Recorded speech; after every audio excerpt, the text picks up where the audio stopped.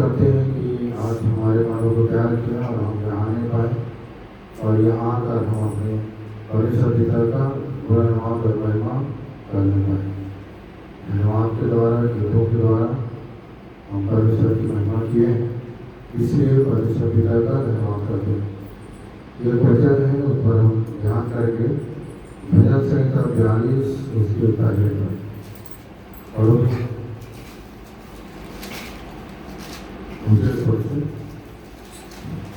परमेश्वर का वचन का समय है, ध्यान से सुनिएगा। जैसे हरिणी नदी के जल के लिए हाँफती है, लिखा है कि जैसे हरिणी नदी के क्या लिखा? नदी के जल के लिए हाँफती हाँ, है। जैसे हरिणी नदी के जल के लिए हाँफती है, वैसे ही फिर परमेश्वर हम तेरे लिए हाँफते हैं। ये जब हाँफने की बात आता है तो स्वाभाविक बात है कि आदमी बैठे बैठे नहीं हाँफ सकता, ठीक है। अगर हाँफ रहे तो क्या है, ये दौड़ रहे हैं, या कभी कभी क्या होता है जिस विषय में कभी आदमी विचार लगाता है तो हाँफने लग जाते हैं। कभी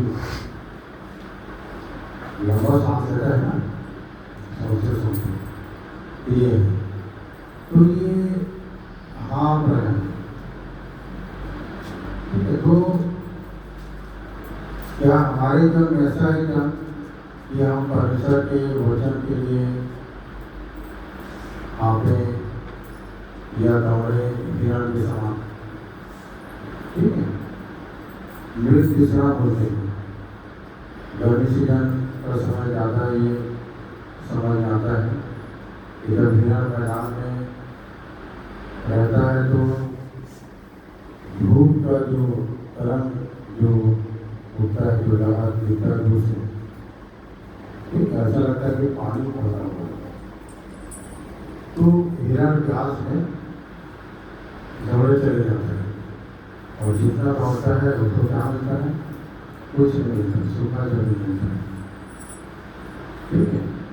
तो कभी कभी मनुष्य भी जीवन में दौड़ते रहता है, विचार करते रहता है, और एक मनुष्य हाँफ जाता है जब एक लंबा समय हो जाता है कि अभी तक मेरा काम सफल क्यों नहीं हुआ। हिरण के कैसे हाँफती है, फिर भी दौड़ना नहीं छोड़ती है, दौड़ते रहते हैं, दौड़ते रहते हैं, छोड़ता नहीं है। तो कहने का मतलब ये है कि ये हमें सिखा देता है कि हम कैसे हिरण के समान पानी के लिए हाँफते हैं, दौड़ लगाते हैं, ठीक है। परमेश्वर के वचन के हमें क्या है? भूख प्यास है। फिर से बोलो। जैसे हरिणी नदी के जल के लिए हाँफती है, हाँ, जैसे हरिणी नदी के जल के लिए हाँफती है, वैसे ही परमेश्वर हम तेरे लिए हाँफते हैं। आगे, जीवते ईश्वर, हाँ परमेश्वर का मैं प्यासा हूँ। हाँ, जीवते ईश्वर, जीवते ईश्वर का परमेश्वर का मैं प्यासा हूँ। मतलब प्यास एक मनुष्य के जीवन में बने रहना चाहिए, है ना, जीवते परमेश्वर के लिए। तो एक ऐसा धुन, खास करके यहाँ के लोगों के लिए धुन बना हुआ है तो अच्छी बात है। कलीसिया कहने से भीड़ को नहीं बोलते हैं ना, कलीसिया किसको बोलते हैं? परमेश्वर के द्वारा चुने हुए लोगों के समूह को कलीसिया बोलते हैं। अगर पूरे भीड़ में से दो व्यक्ति को परमेश्वर चुना है तो समझो इतनी कलीसिया है ना। बहुत भीड़ समझने के कारण, और ये सब धोखा है भीड़ वहाँ, इसीलिए परमेश्वर अपने लोगों को छान लेता है, तुम्हारा अपने लोगों को छान लेता है कि कौन मेरा महिमा करेगा, गुणगान करेगा, ठीक है। कभी कभी हम लोग लगता है कि बहुत भीड़ था कैसे टूट गया, नहीं, परमेश्वर जो है चुन लेता है और मन को देखता है। और उसके बाद में जब उसके लायक नहीं रहता है तो क्या करता है, अपना छटनी कर देता है ना। डाक के बारी के विषय देखोगे तो क्या लिखा है, अंगेर का पेड़ था वहाँ मिला तो क्या लिख दिया, वहाँ पर पढ़ोगे तो फल नहीं पाने के कारण बोला कि संजीव के पेड़ को काट कर फेंक दे, क्योंकि 3 साल के बाद में फल ढूंढता पर मुझे नहीं मिला। तो हमें वो जिसमें फल है वो क्या है, क्योंकि परिषद फल वाला वृक्ष को पसंद करता है। इसीलिए यहाँ पर करणी जो है जल की नदी के लिए आती है, वैसे ही परमेश्वर मैं तेरे लिए आपका मतलब एक ऐसा धुन मनुष्य की जो है लगा रहता है। धुन से समझ में आया भजन संहिता 119 147 पर, भजन संहिता 119 147 पर।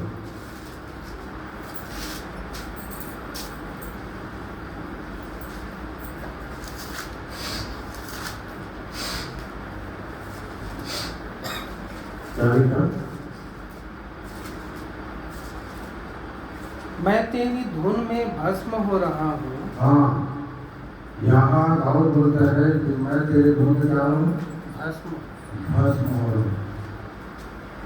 भस्म करने से अपने आप को जलाना, ठीक है, अपने आप को जलाना। किस चीज को जलाना, हमारे अंदर के बुराई को, हमारे अंदर के विकार को। मतलब एक व्यक्ति इतना धुन लगा लिया है परमेश्वर के प्रति कि उसको पाना है, मुझे परमेश्वर के पास रहना है, तो ऐसा धुन लगा दिया। अब धुनी व्यक्ति क्या करता है, संसार के सारे चीजों को छोड़ता है अर्थात जला देता है। इसीलिए लिखा है मैं तेरे धुन में भस्म हो रहा हूँ, क्योंकि मेरे सताने वाले तेरे वचनों को भूल नहीं। अगर हमको सताव कहीं से मिलता है तो अपने बीच से मिलेगा, और वही लोग सताएंगे जो लोग परमेश्वर के वचन को भूल नहीं।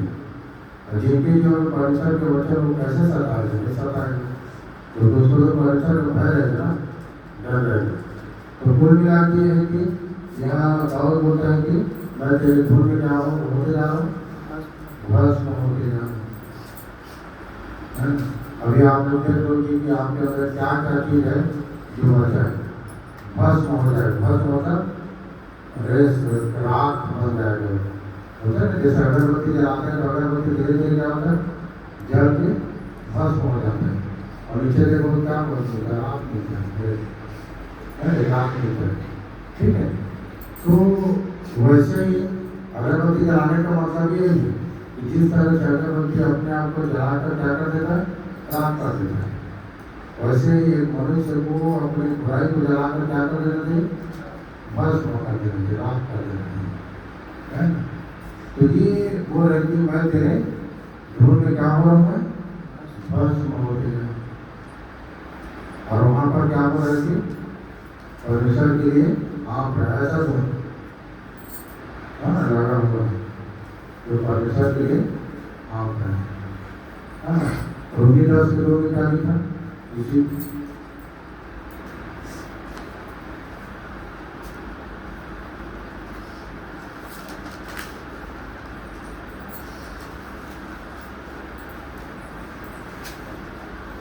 क्योंकि मैं उनकी गवाही देता हूँ कि उनको परमेश्वर के लिए धुन रहती है। हाँ, पौलुस गवाही दे रहे, क्योंकि मैं उनकी गवाही देता हूँ जिनको परमेश्वर के लिए क्या रहता है, धुन रहता है। कभी कभी हम लोग क्या बोलते हैं, बहुत विश्वास करता है या करती है, परमेश्वर के वचन के अनुसार चलती है या चलता है, वचन के अनुसार उसके जीवन जीने को मिलता है। तो ये पौलुस इस बात को बोल रहे हैं, पौलुस गवाही दे रहे हैं उनके लिए जिनके जो परमेश्वर का वचन का धुन लगा हुआ है, ठीक है। तो परमेश्वर के वचन को धुन रहे मतलब दिन भर नहीं भूलोगे, परमेश्वर के वचन बना रहेगा। इसीलिए यहोशू बोलता है ना कि व्यवस्था की यह पुस्तक तेरे चीज से कभी उतरने ना पाए, इसी में दिन रात ध्यान दे रहना, और जो कुछ उसमें लिखा है उसके अनुसार करने के तू चौकसी करे, तेरा सब काम सफल होगा और तू प्रभावशाली होगा। तो ये धुन जो पौलुस उस समय के लोगों के लिए गवाही दे रहे हैं, हम ऐसे धुन लगाए कि देखने वाला भी क्या दे, गवाही देने लगता है कि सच में इन लोगों को परमेश्वर के वचन का धुन लगा हुआ है।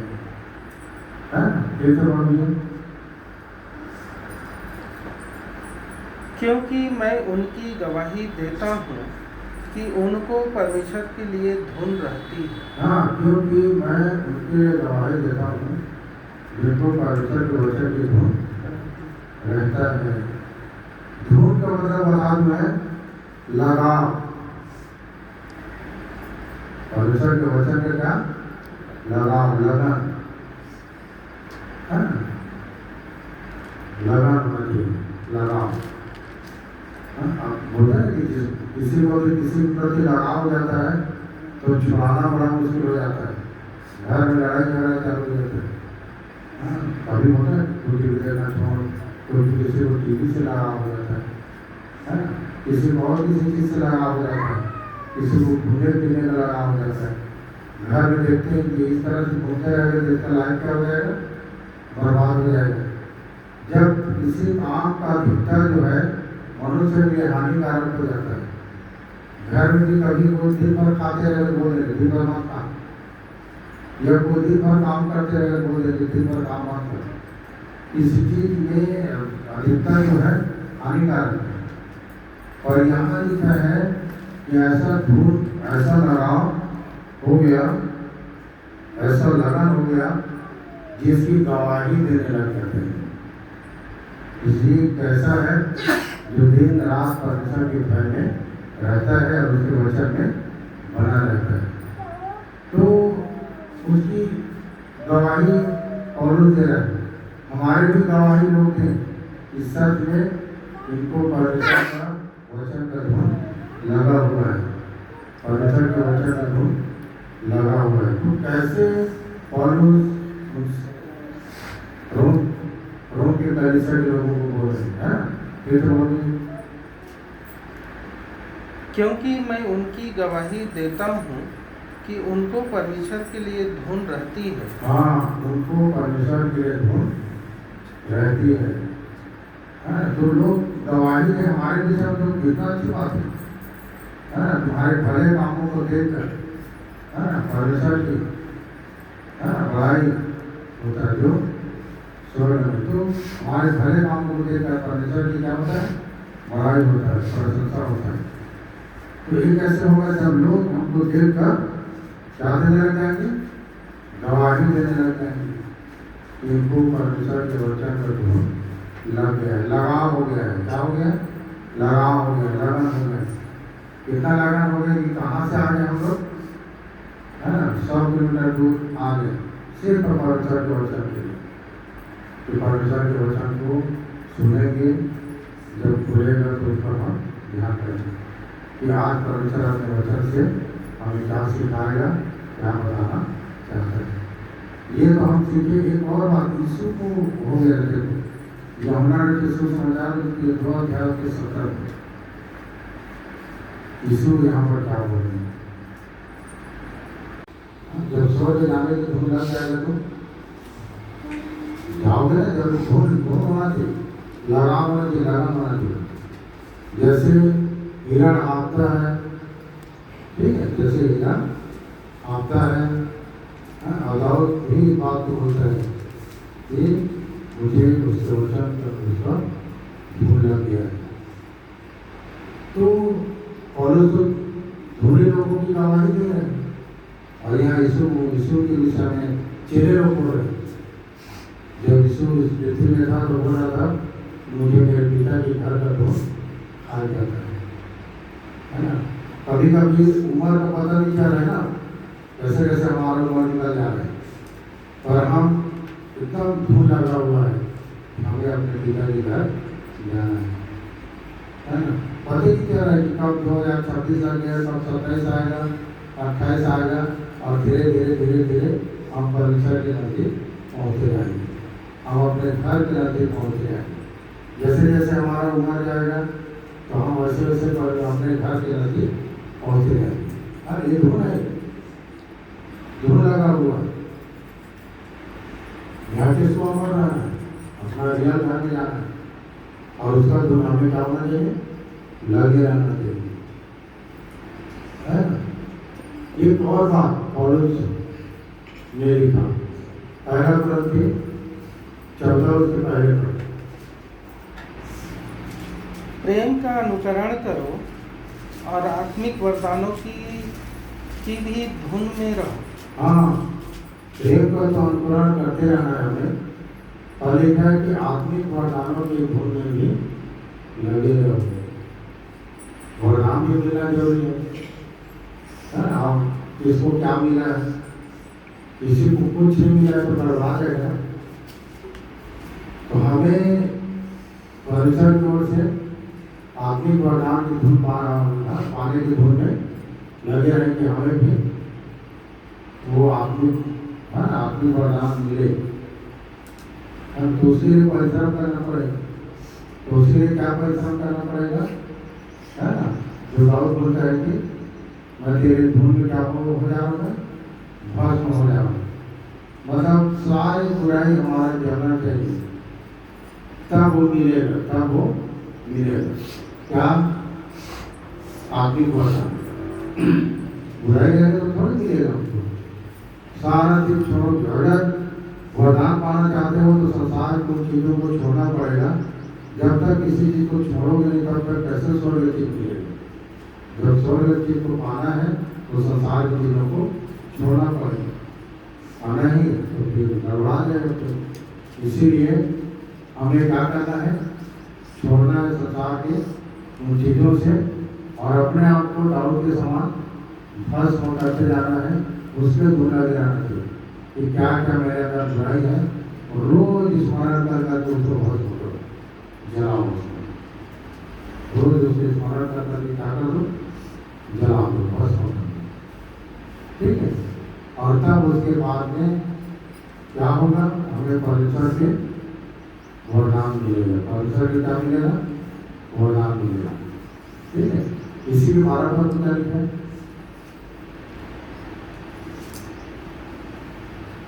पहला कुरिन्थी 14:12। इसलिए तुम भी जब आत्मिक वरदानों की धुन में हो, इसलिए जबकि तुम आत्मिक वरदानों के धुन में हो, जरूरी है कि हमें भी परमेश्वर की ओर से आत्मिक वरदान मिले। पता है, एक व्यक्ति पैसा से खरीद रहा था कि मुझे भी ये दान दिया जाए। समर नाम के व्यक्ति पतरस के पास पैसा पकड़ के चला गया, ये दान, ये वरदान मुझे भी दिया। और पतरस मुझसे कहा कि तुमने परमेश्वर के उस दान को पैसे से खरीदने की कोशिश की, बहुत डांटा। तो परमेश्वर का जो चीज है पैसा से नहीं मिले। संसार की कोई चीज का आप खरीद सकते हो, खुद दे सकते हो, ये काम मेरा बना देना, मेरा तरक्की हो जाए, इसमें खुद भाव नहीं चलेगा। इसमें सिर्फ आपका परिश्रम चलेगा, आपका समर्पण चलेगा। दाऊद बोलता है कि मैं उसके घर के धुन में क्या हो जा रहा हूँ, भस्म हो जा रहा हूँ, है ना। तो हमें ऐसा धुन लगना चाहिए जैसे यीशु को धुन लग गया अपने पिता के घर जाने के, वैसे धुन हमें भी लगना चाहिए, जिसकी गवाही पौलुस दिया, इन्हें परमेश्वर का धुन लगा हुआ है, ठीक है। एक वचन और देखेंगे, यशायाह 9 उसके 7 को, यशायाह 9 अध्याय उसके 7 को। बहुत अच्छा बात यह दिया है जिसको हम देख लेते हैं।